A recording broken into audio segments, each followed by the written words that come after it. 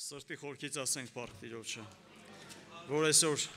հավաքել ամես Տեր այս վայրի մեջ սիրելիներ եւ ինքը նպատակ եւ ծրագիր ունի մեր կյանքի մեջ մի բանի համար, որպեսզի մեզ ձգի ել ավելի իրան մոտեցնելու համար, որպեսզի մենք այստեղ գալով սիրելիներ ոչ թե ուղակի խոսքեր լսենք, ոչ թե ուղակի լինելով Կիրակի օր տերունական օր մասնակցենք պաշտամունքի եւ թողանք գնանք, որ այսօր էլ եկանք ներկա գտնվեցինք պաշտամունքին սիրելիներ։ Աստծո ծրագիրը եւ Աստծո գործը ավելի խորն է մեր կյանքի մեջ։ Մեր Տերը ներկա է այստեղ մի նպատակի համար, սիրելիներ։ Ամբողջ Աստվածաշունչը, երբ որ մենք տեսնում ենք Տեր Հիսուսը իր երկրային կյանքի ժամանակ, ուր որ գնաց Հիսուս, հենց այնպես չգնաց։ Տերը ինչ որ անում էր նպատակ ուներ, կարող է երկար ճանապարհ անցներ, քաղաքից քաղաք գնար, ընդամենը մի հոգու համար, նրան բժշկելու, նրան զորացնելու, նրան փրկելու համար։ Եվ այսօր ես եւ դու այստեղ լինելով Աստծո աչքերից մենք անտես եղած չենք, եւ Աստված ինքը նպատակ ունի մեր կյանքի մեջ մի բանի համար, որպեսզի մեր հավատքը ամրապնդի իր վրա եւ մեր վստահությունը եւ մեր հոգեվոր կյանքը զորացնի սիրելիներ։ Դրա համար սրտանց Փառք Տիրոջը։ Սիրելիներ, ես միտեղ եմ ուզում կարդամ Սուրբ գրքից եւ մի քիչ կզրուցենք դրա շուրջ եւ ես մի քանի համարներ կարդամ եւ մենք աղոթ կանենք Տիրոջ առաջ։ Ուրեմն մեզ հայտնի տեղ եմ կարդալու Ղուկաս ավետարան 18-րդ գլուխ։ Այս պատմությունը մենք բոլորս շատ լավ գիտենք, առաջի համարից կարդալու եմ եւ ընդամենը մեկ համարի շուրջ ենք այդպես կանգնելու։ Գրված այսպես. անոնց առակը լսավ այն բաների վրայով, թե պետք է ամեն ատեն աղոթ քնել եւ չձանձրանալ։ Ըսավ դատավոր մկար քաղաքի մեջ, որ Աստուծո մեն չէր վախենա, մարդոնց մեն չէր ամաչի։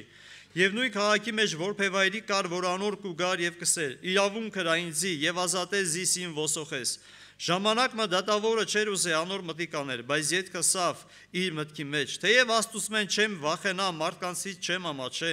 գոնեից որբևայրի զիս ձանձրացնելու համար իրան իրավունք ունեմ, վասնզի չի գա ամեն ատեն ինձի թախանձե։ Տերը սավ, լսեք անիրավ դատավորը ինչ կսե, հապա Աստված իր ընտրյալներին իրավունք պիտի չնե, որոնք ցերեկ եւ գիշեր իրեն կաղաքեն, թեև երկայնամիտ ալալա։ Ձեզ կսեմ, թե շուտով անոնց իրավունք պիտի նե, բայց որդի մարդոն երբ գա, արդյոք հավատ պիտի գտնի երկրի վրա։ Սիրելիներ, այս մի համարի վրա եմ ուզում որպեսզի ուշադրություն դարձնենք։ Ասում է, բայց որդի մարդոն որ գա, հավատ պիտի գտնի երկրի վրա։ Գիտեք սիրելիներ, խոսում է այս պատմության մեջ մի կնոջ մասին, որը անընդհատ գալիս էր դատավորին, ասում էր ինձ իրավունք արա։ Այս պրոբլեմս, այս դժվարությունս, այս նեղությունը, այս խնդիրները շատացել են, այս վիճակից ինձ օգնի իրավունք արա, բայց դատավորը գրված է, որ նրան չէր նայում, իրավունք չէր անում, բայց ասում է, քանի որ ինձ ձանձրացրեց, շատ անգամներ այս պրոբլեմների համար գալիս, ասավ ինչ անեմ, իրավունք անեմ, եւ Տերն ասում է, դուք տեսաք ինչ արավ դատավորը, բա Աստված չի անի, բա Աստված չի պատասխանի, բայց շարունակում է, բայց որ գամ հավատ կգտնեմ երկրի վրա։ Գիտեք սիրելիներ, մենք մի կարևոր բան պիտի հասկանանք, որ այո Աստված գիտի մեր տկարությունները, դժվարությունները, պրոբլեմները, նեղությունները, խնդիրները, Աստված այդ ամենը գիտի, եւ մենք բազում անգամներ գալիս ենք այդ պրոբլեմներով, եւ մեր աղոթքները դառել են այս թեմաների շուրջ, Տեր Աստված, այս հարցի մեջ ինձ իրավունք արա, այս հարցի մեջ ինձ օգնի, այս մի բանը տուր, եւ նմանատիպ լիքը բաներ կան սերներ, որ բերում ենք, բայց մի կարևոր բան կա, Աստված ասում է, որ գամ հավատ կգտնեմ երկրի վրա։ Այսինքն ես մի կարևոր բան պիտի հասկանամ, սիրելիներ, որ այսօր իմ կյանքը կապված չի նրանից, թե ես նյութական կամ ֆիզիկական ինչ որ բաներ առել եմ, թե չեմ առել։ Կարող է տկարություններ կա, կարող է հիվանդություններ կա, պրոբլեմներ կա, կարող է դրանից ես ի պատասխան էլ չստանամ, այդ հիվանդությունից էլ սկի չբժշկվեմ, բայց արդյոք ինչն է իմ հավատքի հիմքը եւ իմ նպատակը եւ իմ ուզածը, արդյոք նա է, որ ես Տիրոջը ունենամ, թե դա կառուցված է միայն նյութական եւ ֆիզիկական երևույթների բաների վրա սիրելիներ։ Սա շատ կարևոր է, որպեսզի մեր հավատքը սրանց վրա չկառուցվի, մեր հավատքը կառուցվի նրա վրա, որ մենք իրան ուզենք, մենք նրան ունենանք մեր կյանքի մեջ։ Տեսեք սիրելիներ, Սուրբ գրքի մեջ մենք շատ ենք հանդիպում օրինակների մարդկանց, որոնք ունեցել են տառապանքներ, նեղություններ, խնդիրներ, բայց նրանք ունեցել են Աստծուն իրենց կյանքի մեջ։ Եվ այդ դժվարությունները, այդ նեղությունները իրենց կյանքի մեջ խորը հետքեր չեն թողել, ինչի, որովհետև Աստված իրենց հետ է եղել եւ իրանք ապրել են Տիրոջ հետ։ Ասենք Սեդրակ, Միսակ, Աբեդնագովի կյանքի մեջ մենք տեսնում ենք, թե պետք հայտնվեցին կրակների մեջ, նրանք ոչ թե աղաղակում էին, որ այդ կրակներից ազատագրվեն, այդ խնդիրներից դուրս գան, այդ հարցերը լուծվի։ Թագավորը իրանց չգցի կրակների մեջ, այլ իրանց համար մի բան էր կարևոր, թեկուզ լինեմ կրակի մեջ, կամ Դանիելը թեկուզ լինեմ առյուծների գուբի մեջ, բայց սա շատ կարևոր է, Աստված իմ հետ է լինելու թե չէ։ Արդյոք ես Աստծո հետ եմ, արդյոք իմ հոգևոր կյանքը Աստծո հետ է թե չէ սիրելիներ։ Սա շատ կարևոր է, որպեսզի այսօր մենք կարողանանք ջանք անել, ունենալ Քրիստոսին մեր կյանքի մեջ։ Ապրել Քրիստոս կյանքի հետ, հաղորդ լինել նրա հետ։ Եվ այն ժամանակ, այն վիճակները, որոնք գալիս ու ծանրանում է մեր վրա, նրանք շատ փոքր եւ ոչինչ բան կդառնան մեզ համար սիրելիներ։ Հովսեփի համար գրված է, ասում է Հովսեփը Ծննդոց 39-ի երկրորդ գլխի 39-ի երկրորդ համարի մեջ ասում է Հովսեփը հաջողակ մարդ էր եւ ինչ որ անում էր հաջողվում էր նրան եւ Աստված Հովսեփի հետ էր սերներ բայց իրականության մեջ Հովսեփի կյանքի մեջ տենում ենք որ կային լուրջ դժվարություններ եղբայրները ատում էին Հովսեփին եղբայրները ծախեցին Հովսեփին Հովսեփը հայտնվեց Պետրապեսի տան մեջ Հովսեփը որպես ծառայի կարգավիճակով էր այնտեղ ընդեղից զրպարտեցին Հովսեփին բանտը գցեցին Հովսեփը այս ամեն իրավիճակի մեջ կարծես ասենք որպես հոգևոր մարդ ես այսպես եմ մտածում ասենք պատկերացնում ես Հովսեփը այդ փոսի մեջ աղոթում ասում Տեր Աստված ջան ինձ այս փոսի մեջից օգնի որ եղբայրներս հանեն որ դուրս գամ այս վիճակից այս խնդրից դուրս գամ Բայց իրականում Հովսեփը այս խնդրից դուրս է գալի, փոսից դուրս է գալի, բայց մի հատ ավելի լուրջ դժվարության մեջ հանգնում։ Հետո ասենք աղոթք անում Պետրապեսի տանը, ասում Տեր Աստված, այս խնդրն է, այս մի վիճակն է, այս մի խնդրից էլ ինձ ազատի, բայց այդտեղից էլ է դուրս գալիս նորից ուր է հայտնվում, բանտի մեջ է հայտնվում։ Սիրելիներ, գիտեք այսօր մեր կյանքի մեջ կարան վիճակներ լինեն, ծանրություններ լինեն, խնդիրներ լինեն եւ դրանք գնալով ավելանան։ Այսօր ես դրա վրա պիտի չկենտրոնամ, որ իմ հավատքս լինի դրա վրա։ Սատանան այսօր շատերին խաբել է, սատանան այսօր շատերին համոզել է, որ գիտես Աստված քեզ թողել է։ Աստված քո աղոթքները չի լսում, տես պատասխան չկա, տես դու կանչում ես, քո կյանքի մեջ, ֆիզիկական այդ երևույթների մեջ կարծես ոչ մի բան չի փոխվում, դու նույն այդ վիճակի մեջ ես ու գնալով ավելի այդ վիճակը վատանում։ Գիտեք շատերը համոզվում են այս բանի մեջ եւ կարծես իրանց հոգեվոր կյանքը, իրանց վստահությունը Աստծո վրա սկսում են պակասացնել սերներ։ Սա այդպես չի սերներ։ Հովսեփի համար ասում է, որ ինքը հաջողակ մարդ էր, անկախ այդ բոլոր դժվարությունները պատահում են իր կյանքի մեջ, բայց ինքը հաջողակ մարդ էր։ Աստված իր հետ է սերներ։ Այսօր ջանք պիտի անենք, որպեսզի Տերը լինի մեզ հետ, որպեսզի մենք լինենք Տիրոջ հետ, որպեսզի Տիրոջ հետ ունենանք հաղորդակցություն, Տիրոջ հետ ունենանք շփում, եւ այս վիճակի մեջ մենք կտենանք Տիրոջ օրհնությունները, մենք կտենանք Տիրոջ ձեռքը, կտենանք Տիրոջ ողորմությունները սիրելներ։ Գիտեք, Հոբի կյանքի մեջ էլ այս իրավիճակները կար, երբ որ փորձությունը Հոբի կյանքի մեջ շատացավ, Հոբի կյանքի մեջ ավելացավ, մենք տեսնում ենք ինչ կատարվեց Հոբի կյանքի մեջ։ Գիտեք, երբ որ այս ամեն բաներից հետո Հոբի կինը Հոբին հետևյալ խոսքերն ասում Հոբի առաջի գլուխ 9-րդ համարի մեջ. Անոր կինը սավ անոր, դու տակավին քո կատարելության մեջ հաստատ կանգնած ես Աստծուն հայհոյի ու մեռի։ Քո կատարելության մեջ հաստատ կանգնած ես։ Հոբի կյանքի մեջ եկել էր այս իրավիճակները, այս խնդիրները շատացել էին, փորձությունը ավելացել էր, բայց Հոբի ներսի հավատքը, վստահությունը Աստծո վրա չէր պակասել։ Չէր պակասել։ Եվ դրա համար Հոբը 13:15-ում ասում է, որ եթե ինձ սպանի էլ, այսինքն գնալով էլ ավելի վատանա, խնդրը ավելի շատանա, այս հիվանդությունները ավելի շատանան, ես ինչ պիտի անեմ։ Ես իրան պիտի հուսամ։ Այսինքն իմ հույսը, իմ վստահությունս ում վրա պիտի լինի։ Տիրոջ վրա պիտի լինի։ Սելներ, այս ամեն ինչի մեջ Հոբը հաստատված էր։ Եվ դրա համար Հոբի կինն ասում է քո կատարելության մեջ, այսինքն քո վստահությունը դեռ Աստծո վրա է, դեռ չես կորցրել քո վստահությունը։ Գիտեք, այսօր շատ ժամանակ մի հատ փոքր բան է պատահում մեր կյանքի մեջ, շատ շուտ ինչ ենք անում։ Թուլանում ենք, հաղորդքները պակասում է, գալիս է անհանգստություն, վախեր, վայ, ոնց կլինի, այս բանն եղավ, հավաքույթների գնալը դադարում է, Աստվածաշունչ կարդալը պակասում է, մարդը սկսում է տկարանալ, սելներ։ Ինչի համար, որովհետև ինքը երևույթներին է նայել, որովհետև նայել է իր կյանքի մեջ, հարցերին է նայել, վիճակներին է նայել, եւ իր հավատքը, իր վստահությունը կարծես հենց դրա վրա էլ կառուցվել է, բայց նրա հավատքը, որը կառուցվում է իր Աստծո խոսքի վրա, Աստծո վրա է կառուցվում, եւ ինքը Աստծո կարիք ունի իր կյանքի մեջ, այս վիճակներին չի նայում սելներ։ Այս վիճակները կգան, այս վիճակները կանցնեն, բայց իր վստահությունը եւ իր հավատքը լինում է միայն Աստծո խոսքի վրա, եւ Հոբի կյանքի մեջ այս իրավիճակը շատացել էր, ասում է քո կատարելության մեջ, այսինքն քո վստահությունը դեռ Աստծո վրա է։ Տեսեք սելներ, երբ որ դաժե Հոբի բաները, երբ որ եկել էին բարեկամները եւ Հոբին կարծես պիտի մխիթարեին, Հոբին պիտի օգնեին այդ ծանրությունից, այդ վիճակից դուրս գալու համար։ Մենք տեսնում ենք, երբ որ նրանք խոսացին, Աստված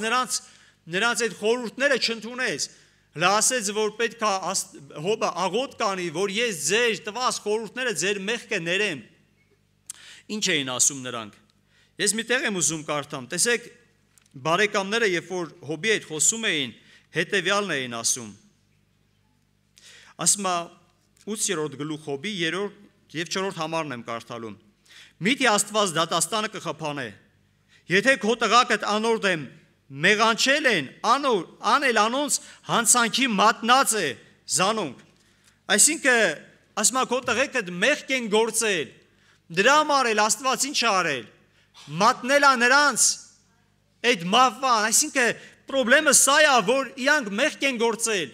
Աստծո առաջ, Աստված էլ ինչ արել, խփել է նրանց։ Այսինքն այստեղ մի հատ բան առաջ գալիս։ Կարծես այս բարեկամները ցույց են տալի, որ տես, Աստված քեզ թողել է, էլ Աստված քո հետ չի մատնել է մահվան։ Սելներ, հակառակորդը մարդուն միշտ ուզում է համոզի այս բանը,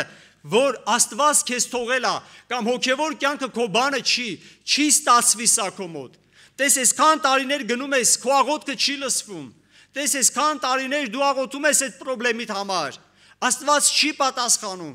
Տես այսքան ժամանակ ես դժվարության մեջ ես, Աստված չի տալի քո հարցի պատասխանը։ Գիտես, եւ մարդը, երբ որ ինքը հավատում է սրան, կարծես իր վստահությունը ինքը կտրվում է Աստծուց, իր աղոթքները, իր վստահությունը կտրվում է Աստծուց։ Սերներ, սա չի ուզում Աստվածը մեր կյանքի մեջ։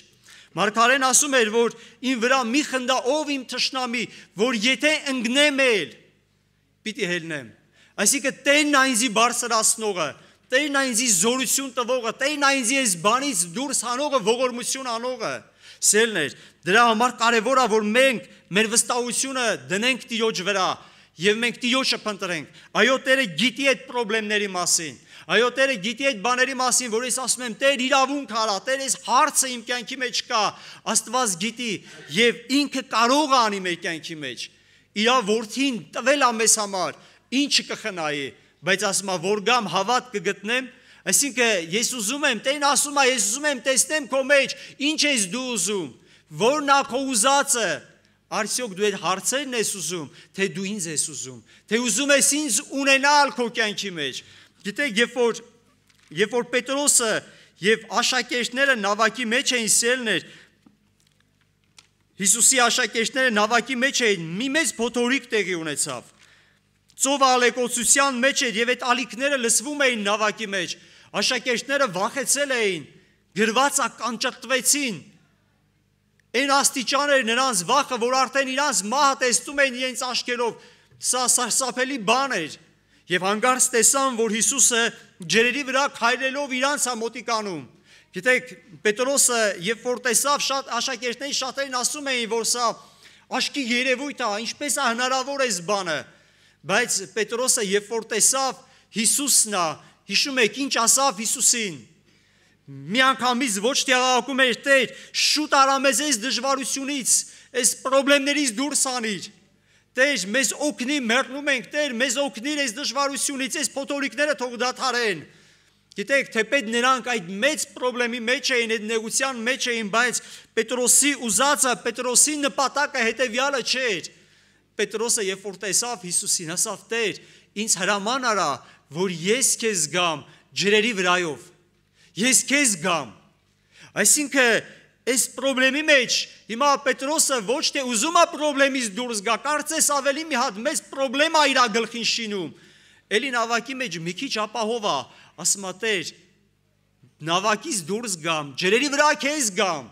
այդ մեծ փոթորիկների մեջ։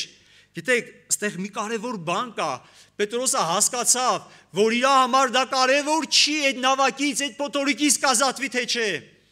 Իր համար կարևոր չի իր հիվանդությունը կբժշկվի, իր խնդրը կազատվի, իր կյանքի մեջ ինչեր տեղի կունենան, խնդիրները կհարթվեն թե չէ։ Ինքը մի բան հասկացավ. ես ուզում եմ գնալ նրան, թեկուզ այդ նեղությունը ավելի խորանա իմ կյանքի մեջ, բայց ես ուզում եմ քեզ ունենալ, ես ուզում եմ քեզ գալ։ Սա շատ կարևոր հավատք է, սելիներ։ Տերը սրա համար ասում, որ գամ հավատք կգտնեմ։ Արդյոք ես ասում եմ, գիտես, մարդը միշտ սովորել է այդ նավակի մեջ, այդ գաղջության նավակի մեջ միշտ նստի աղաղակի այս խնդրեն հոգսը, բայց կա մի հատ իրավիճակ, երբ որ մարդը իր ոտքը այդտեղից դուրս է դնում, ասում է. Տեր Աստված, ես քեզ եմ ուզում։ Ես քեզ եմ ուզում ունենալ իմ կյանքի մեջ։ Այսքան տարիների ես պաշտամունքների եմ գալի, Տեր, եւ իմ կյանքի մեջ կարծես ամեն օր նույն բանը կրկնվում է, բայց ես ուզում եմ իմ ոտքը հանեմ դուրս տեղից։ Ես ուզում եմ քեզ գալ, Տեր։ Ես ուզում եմ, որ ես հանդիպեմ քեզ։ Ես ուզում եմ, որ ես ճանաչեմ քեզ։ Ես ուզում եմ գնալ նրան, որը եկել է ինձ ընդառաջ, որը ինձ անտեստ չի արել։ Գիտես, մարդիկ կարող են չհասկանալ, մարդիկ կարող են անարգել, մարդիկ կարող են տարբեր կարծիքներ եւ վերաբերմունքներ ունենալ իմ եւ քո մասին, բայց կա մեկը, որ ամեն բան դիտում է մեր կյանքի մեջ եւ ինքը իր ձեռքը միշտ մեկնած է դեպի մեզ, զորացնելու, բարձրացնելու, հաստատելու եւ նորոգելու սելներ։ Տեսեք,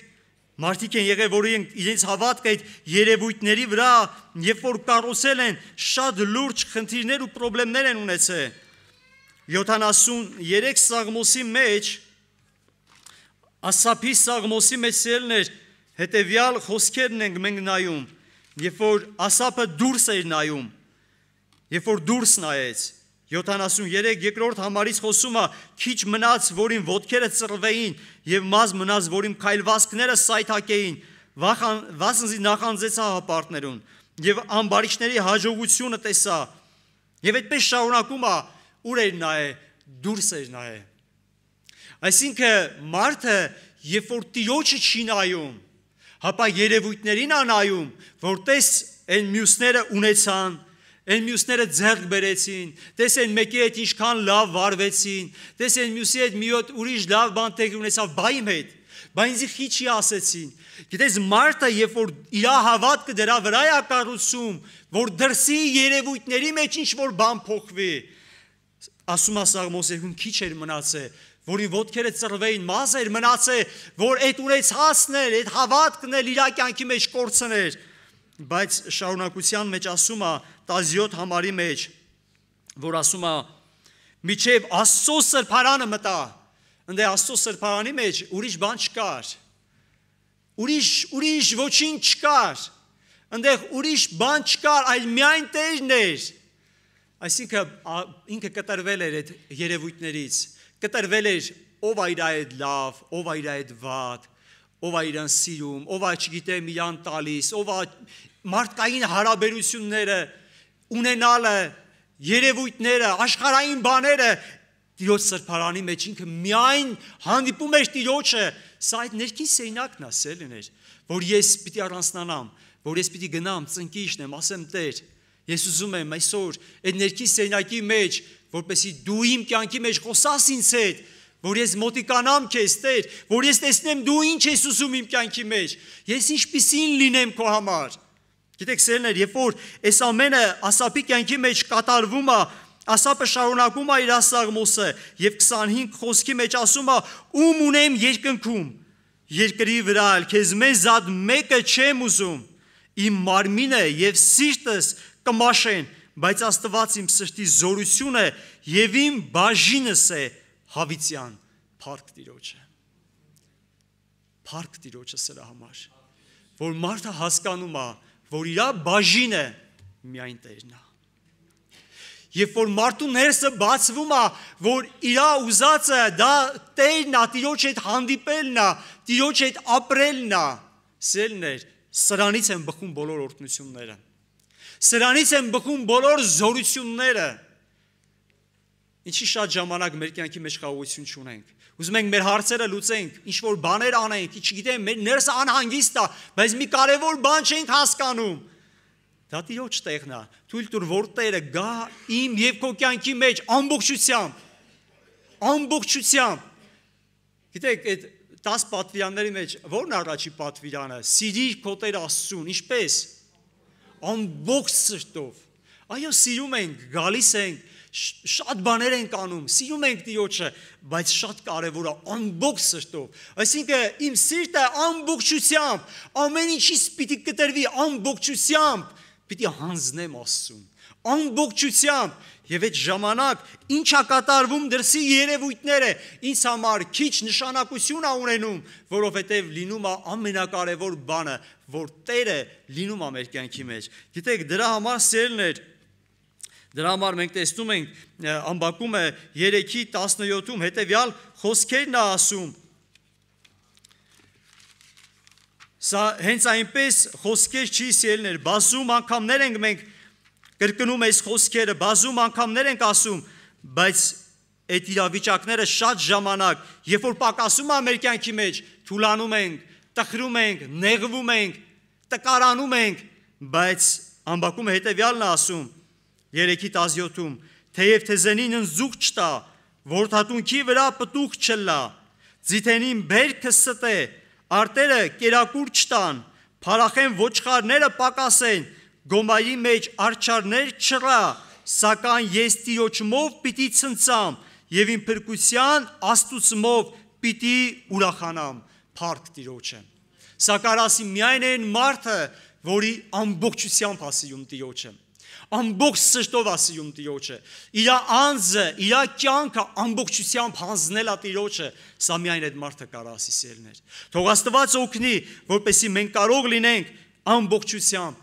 այն հավատքը ունենանք, որ ոչ թե երևույթները մեզի թելադրեն ինչպիսի հոգևոր դառնանք, այլ այն հավատքը ունենանք, որ ասեմ Տեր Աստված, ես քեզ եմ ուզում իմ կյանքիս մեջ ունենամ, որ քեզ սիրեմ ամբողջ սրտով, քեզ հետ ապրեմ այս երկրային կյանքի մեջ, թեկուզ առույցների գուբի մեջ, թեկուզ կրակի մեջ, բայց ես տեսնեմ, որ դու իմ կողքին ես, քեզանով լեցվեմ եւ զորանամ, իր անունը փառավորվի, ամեն։